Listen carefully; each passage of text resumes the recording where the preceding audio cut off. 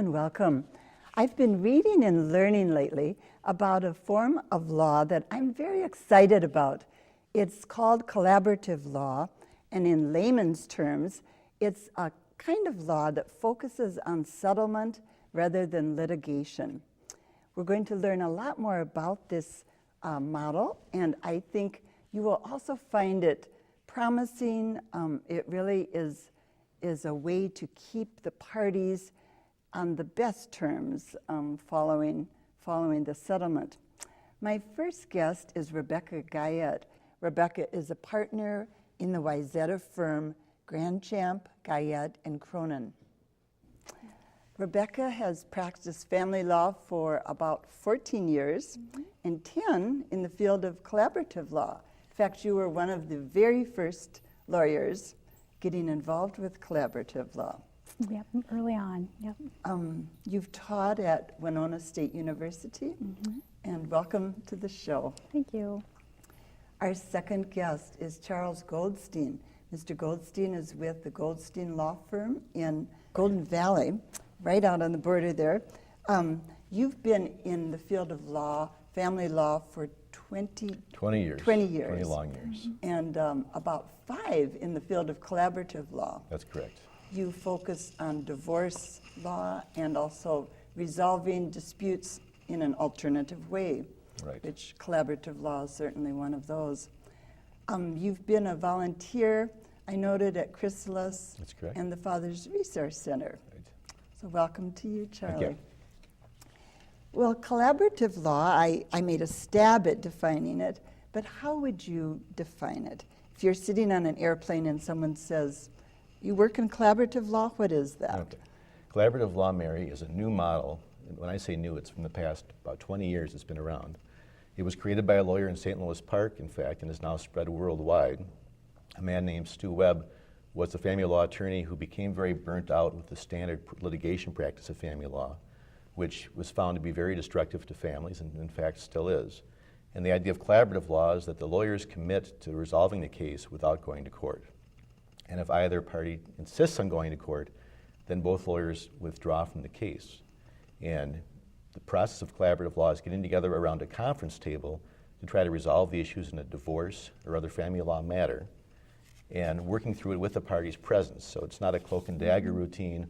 It's not a gladiator routine in which lawyers are trying to win the case. Instead, they're approaching the case more holistically for the benefit of the family.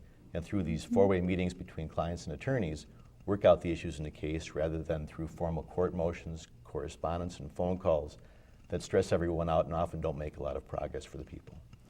And I think the part that intrigued me the most when I first learned about it was the promise, really, that the attorneys make that they will not go to court with their client.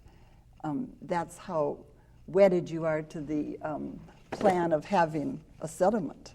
That's correct. There's what's called the participation agreement, where the parties go through the participation agreement at the first four-way meeting where the clients are present with their lawyers. And in that participation agreement, it sets forth the ground rules and the confirmation that they will not go to court. And so the parties are actually adhering to a process and actually signing this agreement that they want to adhere to. Stu Webb, as you said, founded or came up with this model, and that's, I think, extremely interesting to those of us here in Minnesota, too. Right. I mean, a local boy. How did other lawyers react in the beginning, and how are they now viewing collaborative law? Well, it started very slowly. It took a while for Stu Webb to find other lawyers to collaborate with, and so they would get together around potluck dinners and evolve the process, and it still has evolving rules and ethics. And so as more and more lawyers joined, a Collaborative Law Institute began in Minnesota, which now has about 150 members who are mostly all attorneys, though there are some therapists and financial professionals that also belong. And it's slowly evolved, and many lawyers are very stubborn about joining this process because they don't want to have to disqualify themselves from a case merely because the process requires that. Some lawyers say, well, I'll just practice in a collaborative fashion, but it's not the same as committing from the outset to resolve the case without going to court and to withdraw in case it does go to court.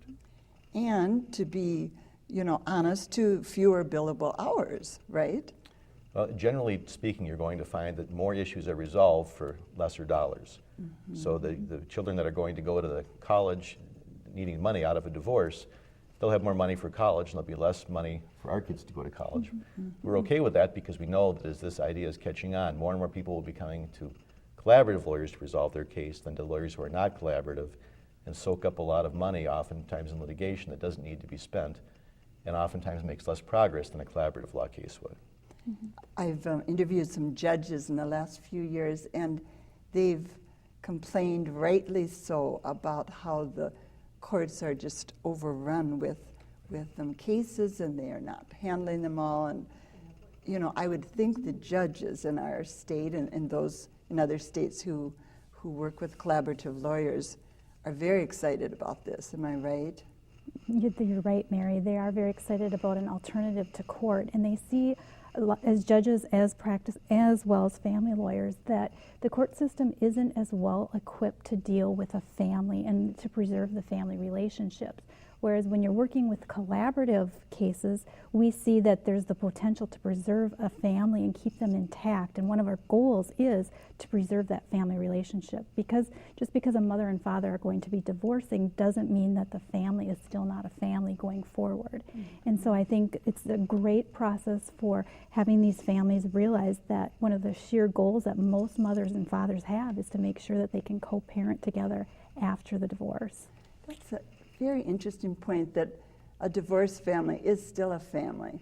You know, I think a lot of people maybe wouldn't put it that way, but when you think about it, Well, in fact, it's most important for people who are divorcing to get along well together, ironically, because they're going to have to communicate as part of two separate households. Right. So now the children have two different sets of rules to abide by. The least the parents can do is work as hard as they can through the best possible process to have mechanisms to work together in the future. And the best time to establish those is during the divorce process, and it's the best practice that they're ever going to have working together, trying to get through their divorce process. So there's modeling going on in the process that hopefully they can take away. Right. You're both family lawyers, family law lawyers, and I'm wondering, are other fields of law starting to perk up and start thinking about using the principles of collaborative law? Yes, Mary. We have in our law firm the very first civil collaborative law attorney, Margaret Cronin, and how she would like to use this model is in her elder law and in practice with estate planning issues, where she has family units that are still struggling over how to do succession planning and moving money from one generation to the next. So there's other areas that this model can be used for. Out in Boston, Massachusetts, their website for collaborative law has all sorts of different areas of law and different lawyers being trained in collaborative process. But in Minnesota, we're primarily still using the model in family law. As Stu Webb was the founder of this law practice, he's a family lawyer. So it has a natural growth within family law at this point, but that doesn't mean that it cannot be used in other areas. We fact, may see that, okay. In fact, in Texas and in California and some other states such as Massachusetts, collaborative law is becoming a prominent form of litigation model for cases to resolve by. In other words, rather than litigating, people are collaborating, lawyers are collaborating.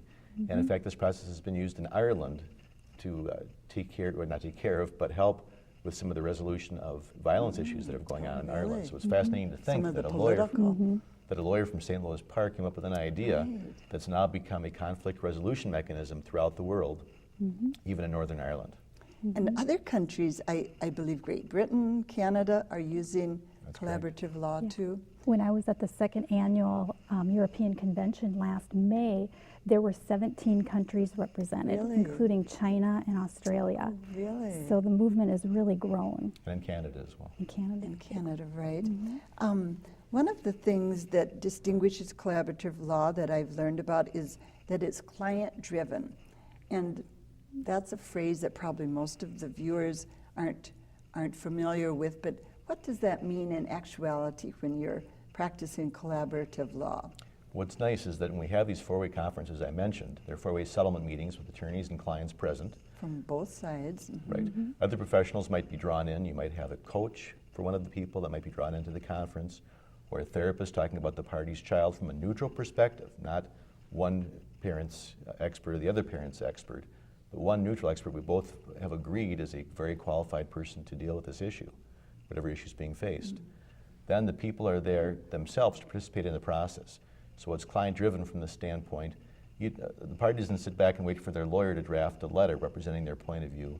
They are there to help direct the conversation. And like so many problems in life, when you can have a good conversation about the problem, it's much easier to solve it. If I have a conversation with you about a problem I have with you, it doesn't make sense for me to call a lawyer to write you a letter, your lawyer a letter. And then for that lawyer to communicate with you, and then you back through your lawyer back through my lawyer, then back to me. That could be a 2-week process to have one piece of a bad conversation. Right. And no problem solved. A lot of money spent. Yeah. You said earlier when we were visiting that a lot of the clients that you work with are quite nervous at that first meeting where you get together with both parties and their lawyers from each side. Tell us a little bit about that four-way process, four-way meeting, and what it's like. How long does it last? Do you come with a speech prepared to present your case, or how does it work? Well, generally at the first four-way meeting, we introduce ourselves, making sure that everybody's comfortable in the room, and then we go through what is a proposed agenda for that first meeting, just because the clients generally don't know what to expect. So what we do is have kind of a pre-discussed agenda, and it's usually the same at each of these four-way meetings. And one of the very first things we do as collaborative attorneys is try to ask these clients what their goals are and what they would like to see, not only process goals for the collaborative process, but also what they would like to see happen with usually their divorce, because that's what we're primarily working with. And we flesh out the client's goals. After the goals have been set out, I usually use a whiteboard. Then we move on to the next level and we say, are there any emergency issues that we should address immediately? And so then we'll work on the immediate needs of the parties, if any. Sometimes there aren't any. Then the next thing that we usually move into is what information are we going to need and what kind of documents should we gather, whether it's financial documents or what information will we need to move forward. And so then there's the discussion about discovery. Then we usually decide, are there any other experts that we're going to need to call in? And so you can kind of see how we're moving through a process generally at this first meeting, which is really nice because then the clients realize that this isn't so scary and intimidating. We're all working together to outline what we need to get done and establish goals, and they can kind of relax and feel like they're in control because they're seeing that they're an active participant. Now, you used the word when we were talking before the show that the attorney often acts as a buffer, Charlie. Right. And I'm sure that buffer role starts right at that first four-way meeting. Explain how that might come into effect and how it would work. Let's say I'm the client and I'm way too talkative and I may be going to say more than I should. As my attorney